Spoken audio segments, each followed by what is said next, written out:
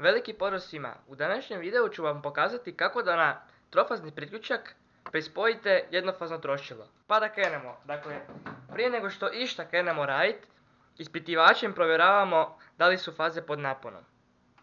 Evo vidite, ispitivač svijetli, znači da su faze pod naponom i moramo obavezno isključiti napajanje, odnosno osigurač. Kod mene je to ovaj osigurač, znači vidite, jel, tropolni je. Gasimo ga. Nakon što smo spustili osigurač, odnosno napajanje, obavezno još jedanput provjeravamo da li smo isključili.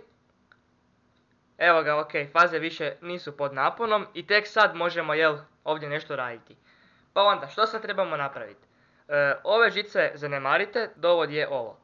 Onda, šta imamo ovdje? Imamo tu tri faze, znači jedna faza, druga faza i treća faza, to su fazni vodovi. Imamo neutralni vod i zaštitni vod.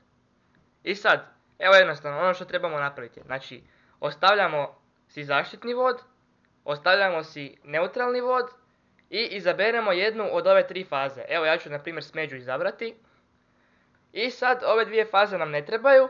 Ove dvije faze ćemo izolirati i maknuti odavde jer nam nisu potrebne.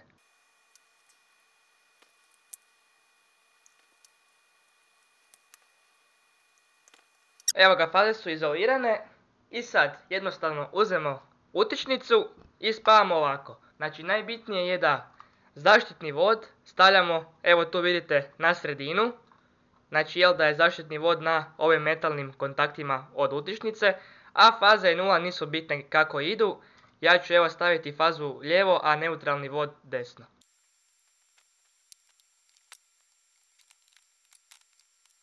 Evo ga, dakle, utičnica je montirana.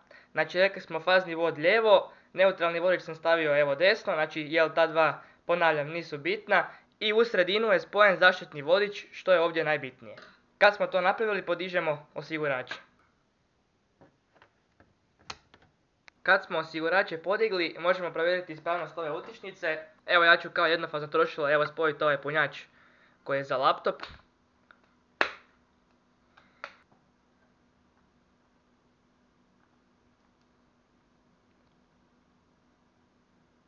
Evo ga, mobitel se puni.